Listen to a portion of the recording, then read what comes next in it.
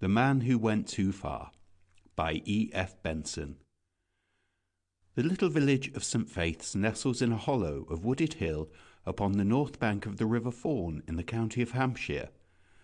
Huddling close round its grey Norman church, as if for spiritual protection against the fays and fairies, the trolls and little people, who might be supposed still to linger in the vast empty spaces of the New Forest, and to come after dusk and do their doubtful businesses.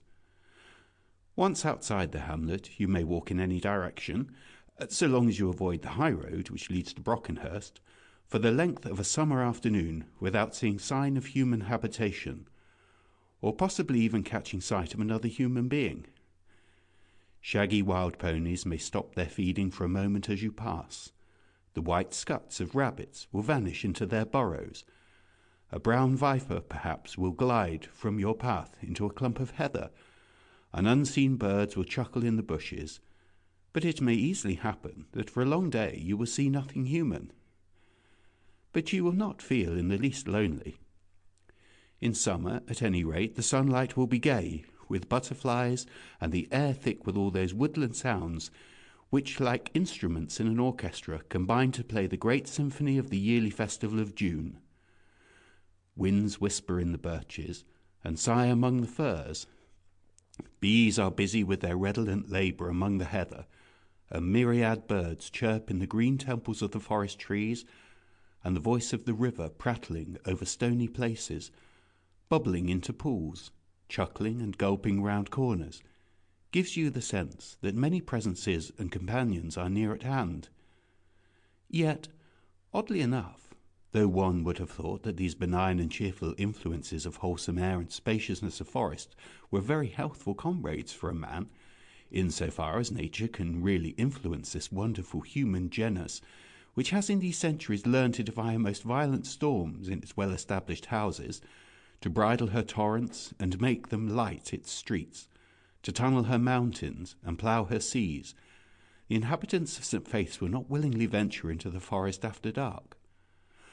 For in spite of the silence and loneliness of the hooded night, it seems that a man is not sure in what company he may suddenly find himself. And though it is difficult to get from these villagers any very clear story of occult appearances, the feeling is widespread. One story indeed I have heard with some definiteness, the tale of a monstrous goat that has been seen to skip with hellish glee about the woods and shady places, and this perhaps is connected with the story which I have here attempted to piece together. It too is well known to them, for all remember the young artist who died here not long ago, a young man, or so he struck the beholder, of great personal beauty, with something about him that made men's faces to smile and brighten when they looked on him. His ghost, they will tell you, walks constantly by the stream and through the woods which he loved so, and in especial it haunts a certain house, the last of the village where he lived, and its garden in which he was done to death. For my part, I am inclined to think that the terror of the forest dates chiefly from that day. So, such as the story is, I have set it forth in connected form. It is based partly on the accounts of the villagers, but mainly on that of Darcy, a friend of mine, and a friend of the man with whom these events were chiefly concerned. The day had been one of untarnished midsummer splendour, and as the sun drew near to its setting, the glory of the evening grew every moment more crystalline, more miraculous. Westward from St. Faith's, the beechwood, which stretched for some miles towards the heathery upland beyond, already cast its veil of clear shadow over the red roofs of the village, but the spire of the grey church, overtopping all, still pointed a flaming orange finger into the sky. The River Fawn, which runs below, lay in sheets of sky-reflected blue, and wound its dreamy devious course round the edge of this wood, where a rough, two-planked bridge crossed from the bottom of the garden of the last house in the village, and communicated by means of a little wicker gate with the wood itself. Then once out of the shadow of the wood the stream lay in flaming pools of the molten crimson of the sunset, and lost itself in the haze of woodland distances. This house at the end of the village stood outside the shadow, and the lawn which sloped down to the river was still flecked with sunlight. Garden beds of dazzling colour lined its gravel walks, and down the middle of it ran a brick pergola, half hidden in clusters of rambler rose and purple with starry clematis. At the bottom end of it, between two of its pillows, was slung a hammock containing a shirt-sleeved figure. The house itself lay somewhat remote from the rest of the village, and a footpath leading across two fields, now tall and fragrant with hay, was its only communication with the high road. It was low-built, only 2 stories in height, and like the garden, its walls were a mass of flowering roses. A narrow stone terrace ran along the garden front, over which was stretched an awning, and on the terrace a young silent-footed manservant was busied with the laying of the table for dinner. He was neat-handed and quick with his job, and having finished it, he went back into the house, and reappeared again with a large rough bath-towel on his arm. With this he went to the hammock in the pergola. "Nearly 8, sir," he said. "Has Mr. Darcy come yet?" asked a voice from the hammock. "No, sir." "If I'm not back when he comes, tell him that I'm just having a bathe before dinner." The servant went back to the house, and after a moment or two, Frank Holton struggled to a sitting posture and slipped out onto the grass. He was of medium height and rather slender in build, but the supple ease and grace of his movements gave the impression of great physical strength. Even his descent from the hammock was not an awkward performance. His face and hands were of very dark complexion, either from constant exposure to wind and sun, or, as his black hair and dark eyes tended to show, from some strain of southern blood. His head was small, his face of an exquisite beauty of modelling, while the smoothness of its contour would have led you to believe that he was a beardless lad still in his teens. But some look which living and experience alone can give, seemed to contradict that, and finding yourself completely puzzled as to his age, you would next moment probably cease to think about that, and only look at this glorious specimen of young manhood with wondering satisfaction. He was dressed as became the season and the heat, and wore only a shirt open at the neck and a pair of flannel trousers. His head, covered very thickly with a somewhat rebellious crop of short curly hair, was bare as he strolled across the lawn to the bathing place that lay below. Then for a moment there was silence, then the sound of splashed and divided waters, and presently after a great shout of ecstatic joy, as he swam upstream with the foamed water standing in a frill around his neck. Then after some 5 minutes of limb-stretching struggle with the flood, he turned over on his back, and with arms thrown wide, floated downstream, ripple-cradled and inert. His eyes were shut, and between half-parted lips he talked gently to himself. "I am one with it," he said to himself. "The river and I and the river. The coolness and splash of it is I, and the water herbs that wave in it are I also. And my strength and my limbs are not mine but the river's. It is all one, dear fawn." A quarter of an hour later, he appeared again at the bottom of the lawn, dressed as before, his wet hair already drying into its crisp short curls again. There he paused a moment, looking back at the stream with the smile with which men look on the face of a friend, then turned towards the house. Simultaneously his servant came to the door leading onto the terrace, followed by a man who appeared to be some halfway through the 4th decade of his years. Frank and he saw each other across the bushes and garden beds, and each quickening his step, they met suddenly face to face round an angle of the garden walk in the fragrance of syringa. "My dear Darcy," cried Frank, "I am charmed to see you." But the other stared at him in amazement. "Frank?" he exclaimed. "Yes, that is my name," he said, laughing. "What is the matter?" Darcy took his hand. "What have you done to yourself?" he asked. "You are a boy again." "Ah, I have a lot to tell you, said Frank. Lots that you will hardly believe, but I shall convince you. He broke off suddenly and held up his hand. Hush! There is my nightingale, he said. The smile of recognition and welcome with which he had greeted his friend faded from his face, and a look of rapt wonder took its place, as of a lover listening to the voice of his beloved. His mouth parted slightly, showing the white line of teeth, and his eyes looked out and out till they seemed to Darcy to be focused on things beyond the vision of man.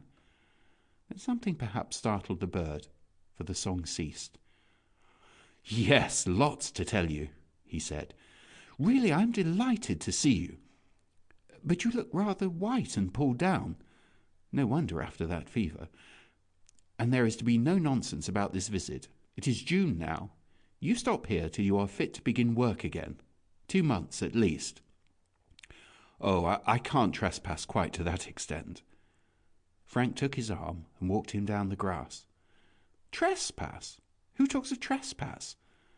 I shall tell you quite openly when I am tired of you. But you know, when we had the studio together, we used not to bore each other. However, it is ill talking of going away on the moment of your arrival. Just a stroll to the river, and then it will be dinner time. Darcy took out his cigarette case and offered it to the other. Frank laughed. No, not for me. Dear me, I suppose I used to smoke once. How very odd. Given it up? Oh, I don't know. I suppose I must have. Anyhow, I don't do it now. I would as soon think of eating meat. Another victim on the smoking altar of vegetarianism. Victim? Asked Frank. Do I strike you as such? He paused on the margin of the stream and whistled softly. Next moment a moorhen made its splashing flight across the river and ran up the bank. Frank took it very gently in his hands and stroked its head as the creature lay against his shirt. And is the house among the reeds still secure? He half crooned at it. And is the missus quite well? And are the neighbours flourishing? There, dear, home with you. And he flung it into the air. That bird's very tame, said Darcy, slightly bewildered. It is rather, said Frank, following its flight. During dinner, Frank chiefly occupied himself in bringing himself up to date in the movements and achievements of this old friend whom he had not seen for 6 years. Those 6 years, it now appeared, had been full of incident and success for Darcy. He had made a name for himself as a portrait painter, which bade fair to outlast the vogue of a couple of seasons, and his leisure time had been brief. Then some 4 months previously he had been through a severe attack of typhoid, the result of which, as concerns the story, was that he had come down to this sequestered place to recruit. Yes, you've got on, said Frank at the end. I always knew you would. ARA with more in prospect. Money? You roll in it, I suppose, and oh, Darcy, how much happiness have you had all these years? That is the only imperishable possession. And how much have you learned? Oh, I don't mean in art. Even I could have done well in that. Darcy laughed. Done well?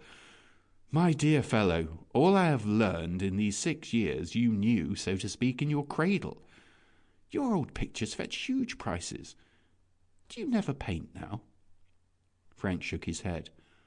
No, I'm too busy, he said. Well, doing what? Please tell me. That is what everyone forever asking me. Doing? I suppose you would say I do nothing. Darcy glanced up at the brilliant young face opposite him. It seems to suit you, that way of being busy, he said. Now it's your turn. Do you read? Do you study? I remember you saying that it would do us all as artists, I mean, a great deal of good if we would study any one human face carefully for a year without recording a line. Have you been doing that? Frank shook his head again. I mean exactly what I say, he said. I have been doing nothing, and I have never been so occupied. Look at me. Have I not done something to myself to begin with?" "You are 2 years younger than I," said Darcy. "At least you used to be. You therefore are 35. But had I never seen you before, I should say you were just 20. But was it worthwhile to spend 6 years of greatly occupied life in order to look 20? It seems rather like a woman of fashion." Frank laughed boisterously. "First time I've been compared to that particular bird of prey," he said. "No, that has not been my occupation. In fact, I'm only very rarely conscious that one effect of my occupation has been that. Of course, it must have been if one comes to think of it. It is not very important. Quite true, my body has become young, but that is very little. I have become young." Darcy pushed back his chair and sat sideways to the table, looking at the other. "Has that been your occupation, then?" he asked. "Yes, that anyhow is one aspect of it. Think what youth means. It is the capacity for growth. Mind, body, spirit, all grow, all get stronger, all have a fuller, firmer life every day.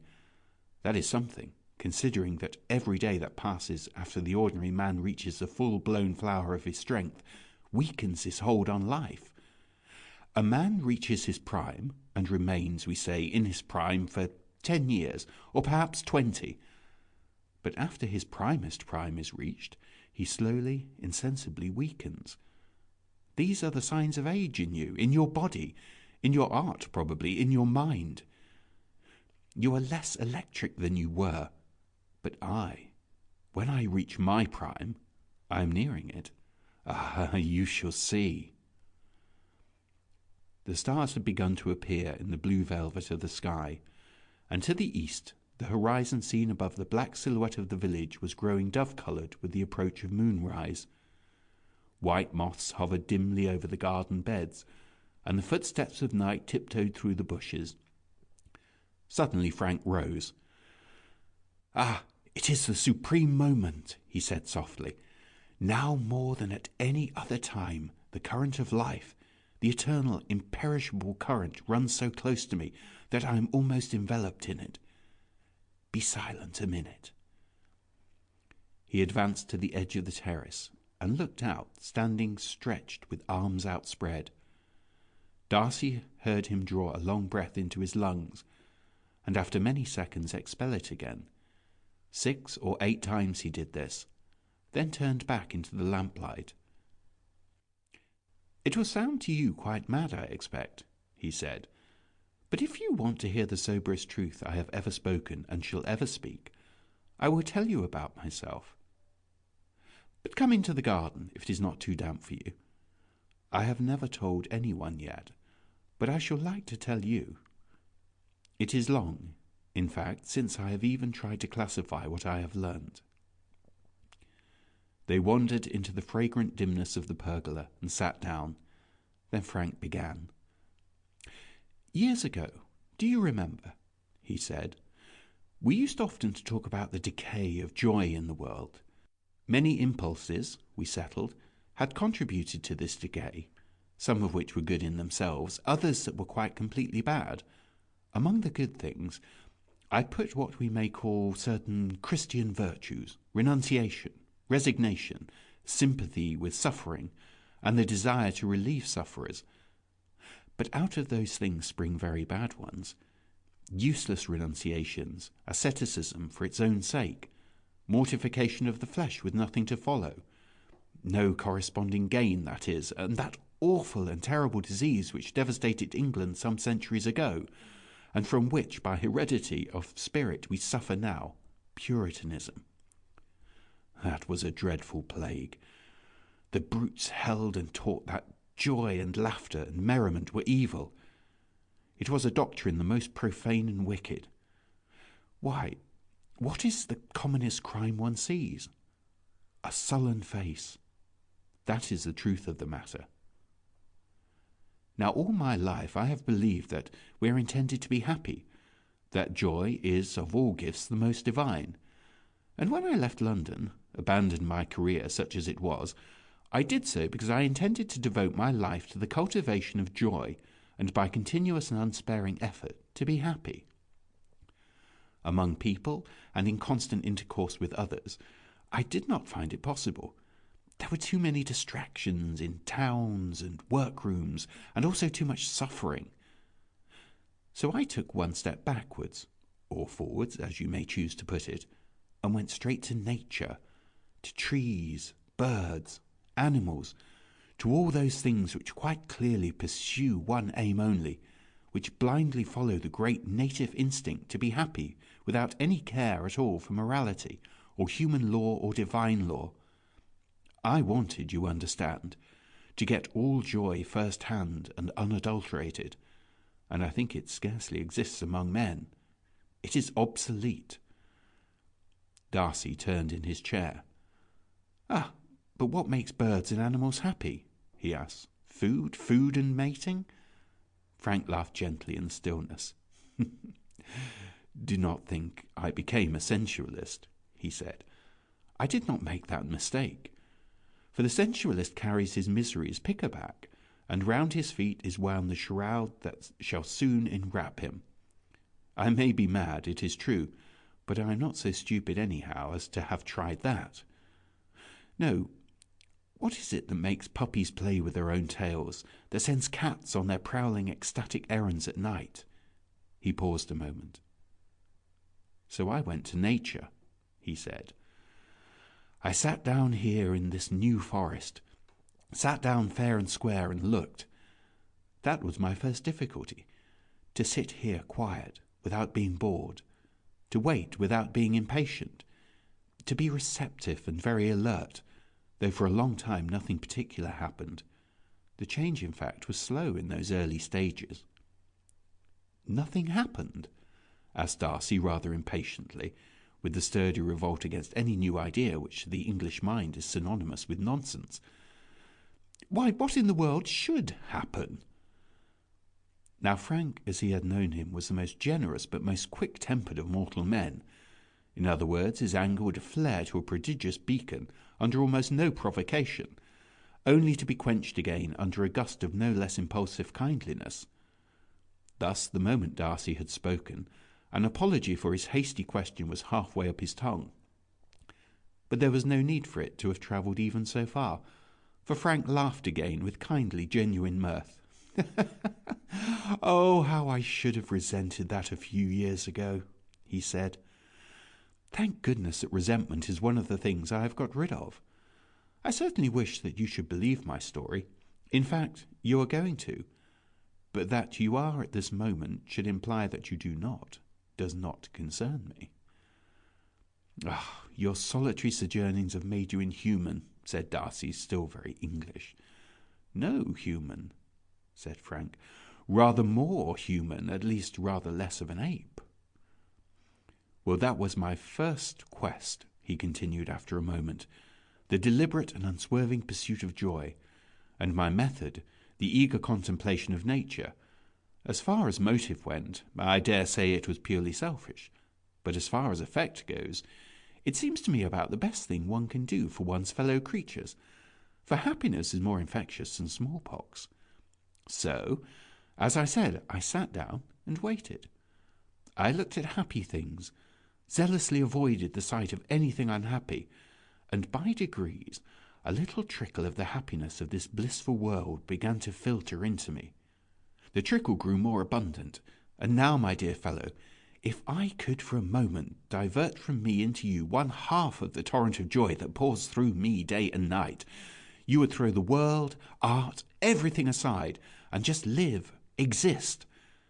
When a man's body dies, it passes into trees and flowers. Well, that is what I have been trying to do with my soul before death." The servant had brought into the pergola a table with siphons and spirits, and had set a lamp upon it. As Frank spoke, he leaned forward towards the other, and Darcy, for all his matter-of-fact common sense, could have sworn that his companion's face shone, was luminous in itself. His dark brown eyes glowed from within. The unconscious smile of a child irradiated and transformed his face. Darcy felt suddenly excited, exhilarated. "Go on," he said. "Go on. I can feel you are somehow telling me sober truth. I dare say you are mad, but I don't see that matters." Frank laughed again. "Mad," he said. "Yes, certainly, if you wish, but I prefer to call it sane. However, nothing matters less than what anybody chooses to call things. God never labels his gifts. He just puts them into our hands, just as he puts animals in the Garden of Eden, for Adam to name if he felt disposed. So by the continual observance and study of things that were happy," continued he, "I got happiness, I got joy. But seeking it, as I did, from nature, I got much more which I did not seek, but stumbled upon originally by accident. It is difficult to explain, but I will try. About 3 years ago, I was sitting one morning in a place I will show you tomorrow. It is down by the river brink, very green, dappled with shade and sun, and the river passes there through some little clumps of reeds.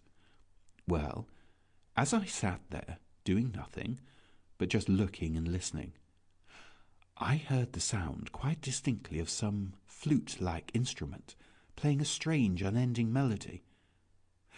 I thought at first it was some musical yokel on the highway, and did not pay much attention. But before long, the strangeness and indescribable beauty of the tune struck me. It never repeated itself, but it never came to an end. Phrase after phrase ran its sweet course. It worked gradually and inevitably up to a climax, and having attained it, it went on. Another climax was reached, and another, and another. Then, with a sudden gasp of wonder, I localized where it came from. It came from the reeds, and from the sky, and from the trees. It was everywhere. It was the sound of life. It was, my dear Darcy, as the Greeks would have said, it was Pan, playing on his pipes, the voice of nature. It was the life melody, the world melody." Darcy was far too interested to interrupt. There was a question he would have liked to ask, and Frank went on.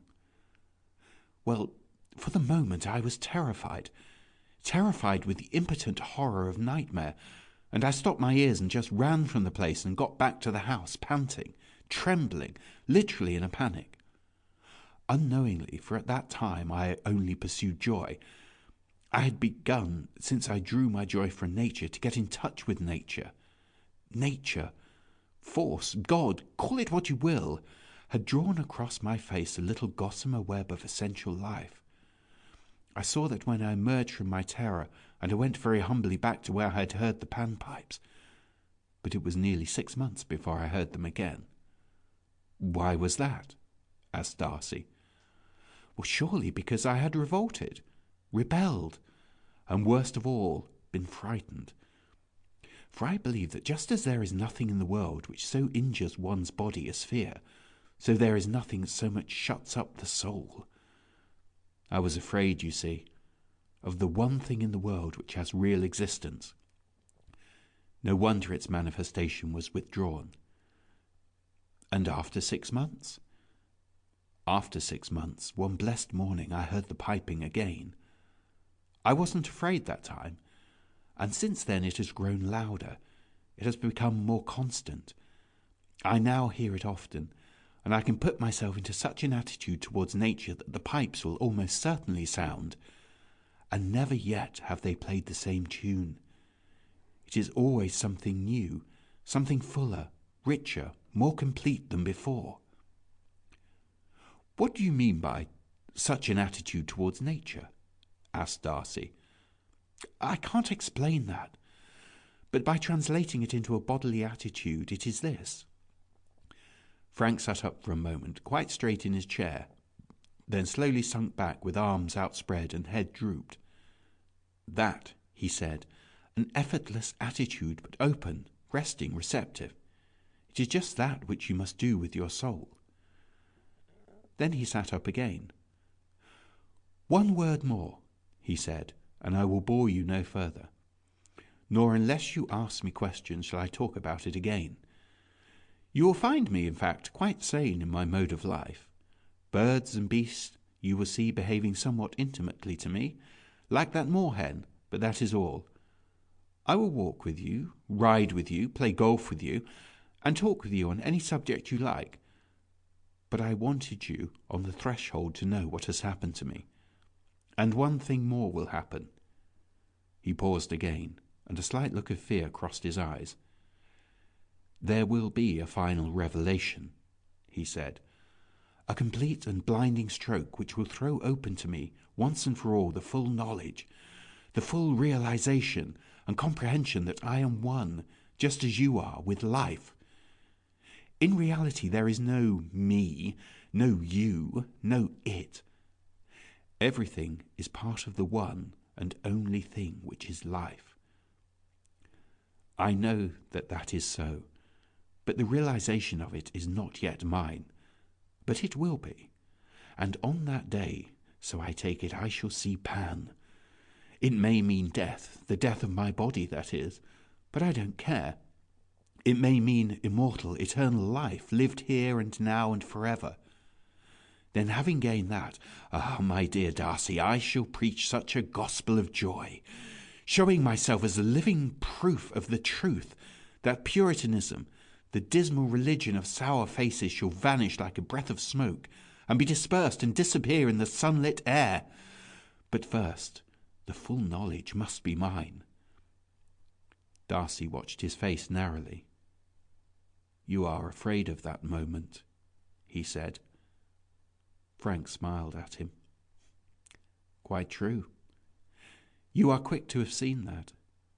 But when it comes, I hope I shall not be afraid. For some little time there was silence. Then Darcy rose. You have bewitched me, you extraordinary boy, he said. You have been telling me a fairy story, and I find myself saying, promise me it is true. I promise you that, said the other. And I know I shan't sleep, added Darcy. Frank looked at him with a sort of mild wonder, as if he scarcely understood. Well, what does that matter?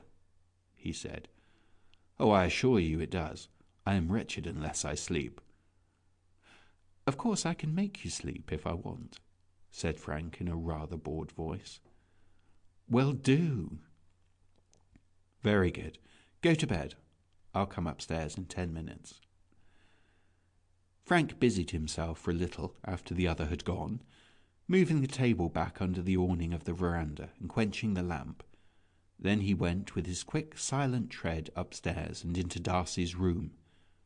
The latter was already in bed, but very wide-eyed and wakeful, and Frank, with an amused smile of indulgence, as for a fretful child, sat down on the edge of the bed. Look at me, he said, and Darcy looked. The birds are sleeping in the brake, said Frank softly, and the winds are asleep. The sea sleeps, and the tides are but the heaving of its breast. The stars swing slow, rocked in the great cradle of the heavens, and... He stopped suddenly, gently blew out Darcy's candle, and left him sleeping. Morning brought to Darcy a flood of hard common sense, as clear and crisp as the sunshine that filled his room. Slowly, as he woke, he gathered together the broken threads of the memories of the evening which had ended, so he told himself, in a trick of common hypnotism.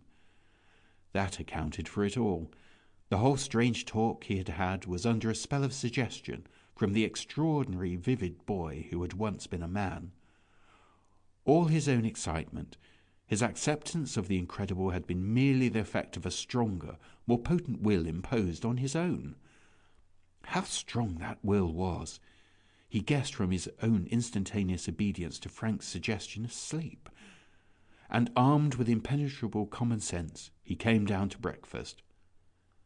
Frank had already begun, and was consuming a large plateful of porridge and milk with the most prosaic and healthy appetite.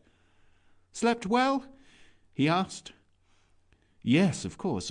Where did you learn hypnotism?" "By the side of the river." "You talked an amazing quantity of nonsense last night," remarked Darcy in a voice prickly with reason. "Rather. I felt quite giddy. Look, I remembered to order a dreadful daily paper for you. You can read about money markets or politics or cricket matches." Darcy looked at him closely. In the morning light, Frank looked even fresher, younger, more vital than he had done the night before, and the sight of him somehow dinted Darcy's armour of common sense. "You are the most extraordinary fellow I ever saw," he said. "I want to ask you some more questions." "Ask away," said Frank. For the next day or two, Darcy plied his friend with many questions, objections, and criticisms on the theory of life, and gradually got out of him a coherent and complete account of his experience. In brief, then, Frank believed that, by lying naked, as he put it, to the force which controls the passage of the stars, the breaking of a wave, the budding of a tree, the love of a youth and maiden, he had succeeded in a way hitherto undreamed of in possessing himself of the essential principle of life. Day by day, so he thought, he was getting nearer to and in closer union with the great power itself which caused all life to be, the spirit of nature, of force, or the spirit of God. For himself, he confessed to what others would call paganism.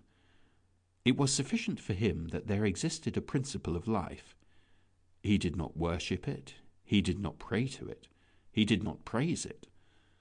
Some of it existed in all human beings, just as it existed in trees and animals.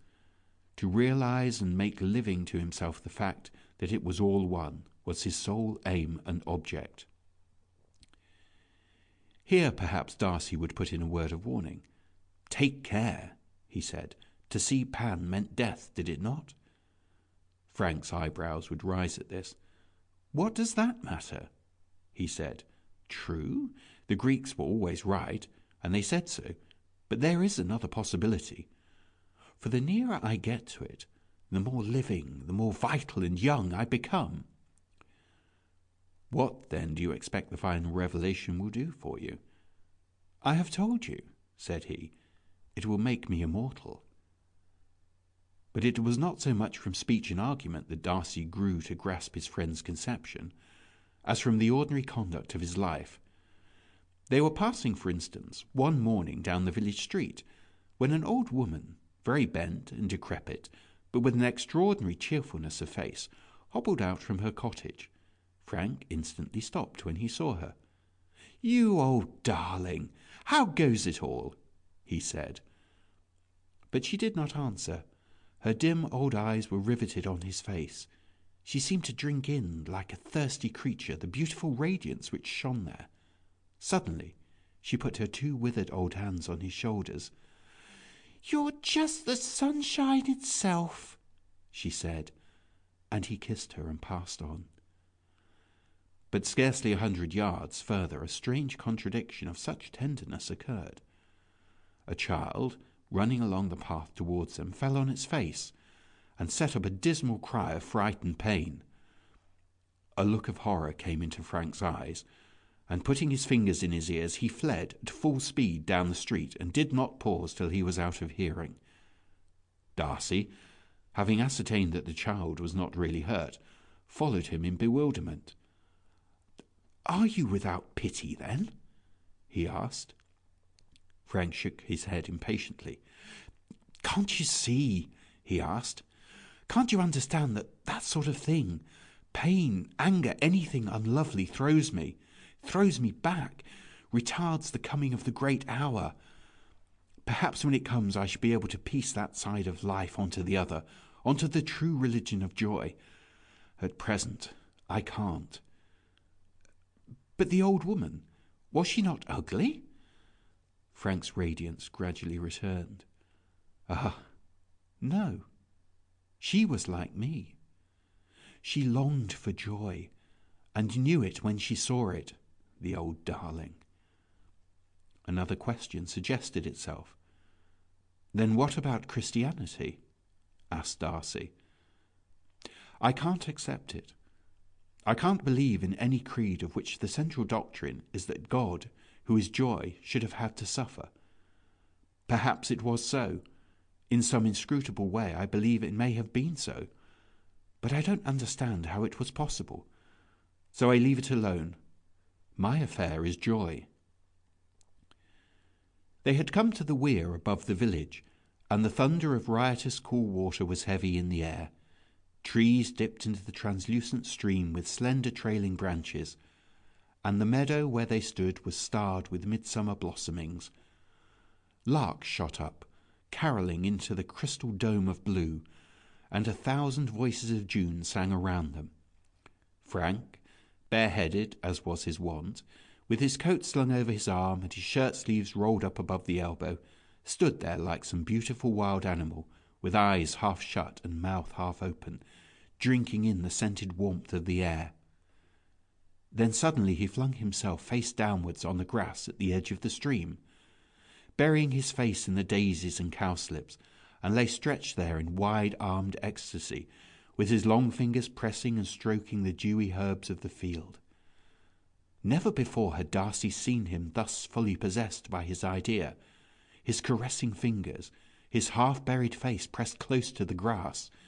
Even the clothed lines of his figure were instinct with a vitality that somehow was different from that of other men. And some faint glow from it reached Darcy, some thrill, some vibration from that charged, recumbent body passed to him, and for a moment he understood as he had not understood before, despite his persistent questions and the candid answers they received, how real and how realized by Frank his idea was. Then suddenly the muscles in Frank's neck became stiff and alert, and he half raised his head, whispering, "The panpipes! The panpipes! Close! Oh, so close!" Very slowly, as if a sudden movement might interrupt the melody, he raised himself and leaned on the elbow of his bent arm. His eyes opened wider, the lower lids drooped as if he focused his eyes on something very far away, and the smile on his face broadened and quivered like sunlight on still water, till the exultance of its happiness was scarcely human. So he remained motionless and rapt for some minutes. Then the look of listening died from his face, and he bowed his head, satisfied. "Oh, that was good," he said.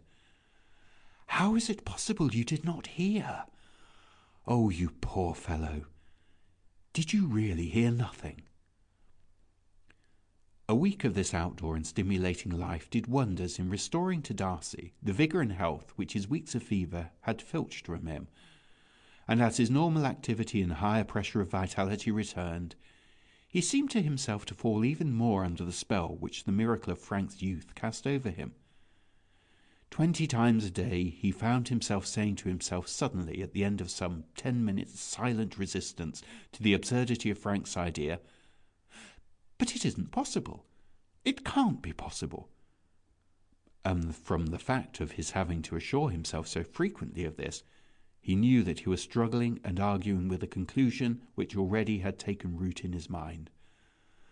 For in any case a visible living miracle confronted him, since it was equally impossible that this youth, this boy, trembling on the verge of manhood, was 35. Yet such was the fact. July was ushered in by a couple of days of blustering and fretful rain, and Darcy, unwilling to risk a chill, kept to the house. But to Frank this weeping change of weather seemed to have no bearing on the behaviour of man, and he spent his days exactly as he did under the suns of June, lying in his hammock, stretched on the dripping grass, or making huge rambling excursions into the forest, the birds hopping from tree to tree after him, to return in the evening, drenched and soaked, but with the same unquenchable flame of joy burning within him. "Catch cold?" he would ask. "I've forgotten how to do it, I think. I suppose it makes one's body more sensible always to sleep out of doors. People who live indoors always remind me of something peeled and skinless." "Do you mean to say you slept out of doors last night in that deluge?" asked Darcy. And where, may I ask?" Frank thought a moment. "Why, I slept in the hammock till nearly dawn," he said. "For I remember the light blinked in the east when I awoke. Then I went— Where did I go? Oh, yes, to the meadow where the panpipes sounded so close a week ago. You were with me, do you remember? But I always have a rug if it is wet." And he went whistling upstairs. Somehow that little touch, his obvious effort to recall where he had slept, brought strangely home to Darcy the wonderful romance of which he was the still half-incredulous beholder. Sleep till close on dawn in a hammock, then the tramp, or probably scamper, underneath the windy and weeping heavens to the remote and lonely meadow by the weir. The picture of other such nights rose before him.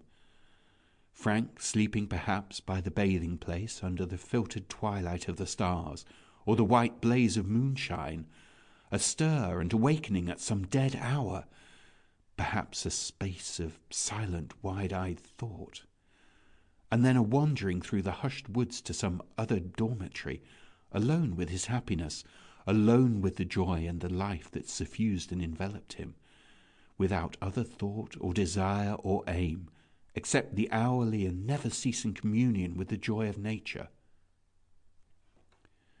They were in the middle of dinner that night, talking on indifferent subjects, when Darcy suddenly broke off in the middle of a sentence. "I've got it," he said. "At last I've got it." "Congratulate you," said Frank. "But what?" "The radical unsoundness of your idea. It is this. All nature, from highest to lowest, is full, crammed full of suffering. Every living organism in nature preys on another. Yet in your aim to get close to be one with nature, you leave suffering altogether out. You run away from it. You refuse to recognize it. And you are waiting, you say, for the final revelation." Frank's brow clouded slightly. "Well?" he asked rather wearily. "Well, can you not guess, then, when the final revelation will be? In joy you are supreme, I grant you that. I did not know a man could be so master of it. You have learnt perhaps practically all that nature can teach.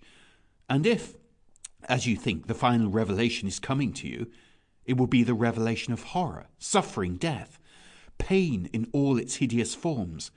Suffering does exist. You hate it and fear it." Frank held up his hand.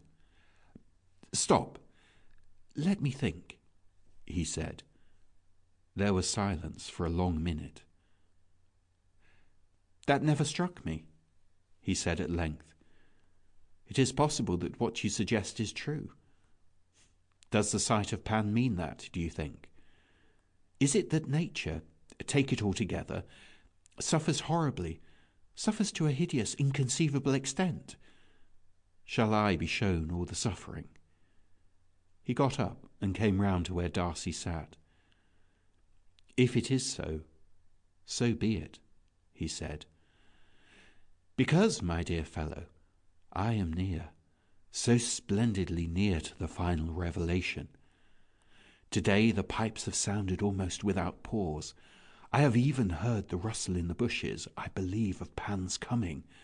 I have seen, yes, I saw today, the bushes pushed aside as if by a hand, and piece of a face, not human, peered through. But I was not frightened. At least I did not run away this time." He took a turn up to the window and back again. "Yes, there is suffering all through," he said, "and I have left it all out of my search. Perhaps, as you say, the revelation will be that, and in that case it will be goodbye. I have gone on one line. I shall have gone too far along one road without having explored the other, but I can't go back now. I wouldn't if I could. Not a step would I retrace. In any case, whatever the revelation is, it will be God. I am sure of that. The rainy weather soon passed, and with the return of the sun, Darcy again joined Frank in long rambling days. It grew extraordinarily hotter, and with the fresh bursting of life after the rain, Frank's vitality seemed to blaze higher and higher. Then, as is the habit of the English weather, one evening clouds began to bank themselves up in the west. The sun went down in a glare of coppery thunder wrack, and the whole earth, broiling under an unspeakable oppression and sultriness, paused and panted for the storm. After sunset, the remote fires of lightning began to wink and flicker on the horizon, but when bedtime came, the storm seemed to have moved no nearer, though a very low, unceasing noise of thunder was audible. Weary and oppressed by the stress of the day, Darcy fell at once into a heavy, uncomforting sleep. He woke suddenly into full consciousness, with the din of some appalling explosion of thunder in his ears, and sat up in bed with racing heart. Then, for a moment, as he recovered himself from the panicked land which lies between sleeping and waking, there was silence, except for the steady hissing of rain on the shrubs outside his window. But suddenly that silence was shattered and shredded into fragments by a scream from somewhere close at hand, outside in the black garden, a scream of supreme and despairing terror. Again, and once again it shrilled up, and then a babble of awful words was interjected. A quivering, sobbing voice that he knew said, "My God! Oh, my God! Oh, Christ!" And then followed a little mocking, bleating laugh. Then was silence again. Only the rain hissed on the shrubs. All this was but the affair of a moment, and without pause either to put on clothes or light a candle, Darcy was already fumbling at his door handle. Even as he opened it, he met a terror-stricken face outside, that of the manservant who carried a light. "Did you hear?" he asked. The man's face was bleached to a dull shining whiteness. "Yes, sir," he said. "It was the master's voice." Together they hurried down the stairs and through the dining room, where an orderly table for breakfast had already been laid, and out onto the terrace. The rain for the moment had been utterly stayed, as if the tap of the heavens had been turned off, and under the lowering black sky, not quite dark, since the moon rode somewhere serene behind the conglomerated thunderclouds, Darcy stumbled into the garden, followed by the servant with the candle. The monstrous, leaping shadow of himself was cast before him on the lawn. Lost and wandering odours of rose and lily and damp earth were thick about him, but more pungent was some sharp and acrid smell that suddenly reminded him of a certain chalet in which he had once taken refuge in the Alps. In the blackness of the hazy light from the sky and the vague tossing of the candle behind him, he saw that the hammock in which Frank so often lay was tenanted. A gleam of white shirt was there, as if a man sitting up in it, but across that there was an obscure, dark shadow, and as he approached, the acrid odour grew more intense. He was now only some few yards away, when suddenly the black shadow seemed to jump into the air, then came down with tappings of hard hoofs on the brick path that ran down the pergola, and with frolicsome skippings galloped off into the bushes. When that was gone, Darcy could see quite clearly that a shirted figure sat up in the hammock. For one moment, from sheer terror of the unseen, he hung on his step, and the servant joining him, they walked together to the hammock. It was Frank. He was in shirt and trousers only, and he sat up with braced arms. For 1/2 second he stared at them, his face a mask of horrible contorted terror. His upper lip was drawn back so that the gums of the teeth appeared, and his eyes were focused not on the two who approached him, but on something quite close to him. His nostrils were widely expanded, as if he panted for breath, and terror incarnate and repulsion and deathly anguish ruled dreadful lines on his smooth cheeks and forehead. Then, even as they looked, the body sank backwards, and the ropes of the hammock wheezed and strained. Darcy lifted him out and carried him indoors. Once he thought there was a faint convulsive stir of the limbs that lay with so dead a weight in his arms, but when they got inside, there was no trace of life. But the look of supreme terror and agony of fear had gone from the face. A boy, tired with play, but still smiling in his sleep, was the burden he had laid on the floor. His eyes had closed, and the beautiful mouth lay in smiling curves, even as when a few mornings ago, in the meadow by the weir, it had quivered to the music of the unheard melody of Pan's pipes. Then they looked further. Frank had come back from his bath before dinner that night in his usual costume of shirt and trousers only. He had not dressed, and during dinner, so Darcy remembered, he had rolled up the sleeves of his shirt to above the elbow. Later, as they sat and talked after dinner on the close sultriness of the evening, he had unbuttoned the front of his shirt to let what little breath of wind there was play on his skin. The sleeves were rolled up now. The front of the shirt was unbuttoned, and on his arms and on the brown skin of his chest were strange discolorations which grew momentarily more clear and defined, till they saw that the marks were pointed prints, as if caused by the hoofs of some monstrous goat that had leapt and stamped upon him. End of The Man Who Went Too Far by E.F. Benson. Recording by Kevin Romaine. Veliko Trnovo, Bulgaria, 9th of April, 2021.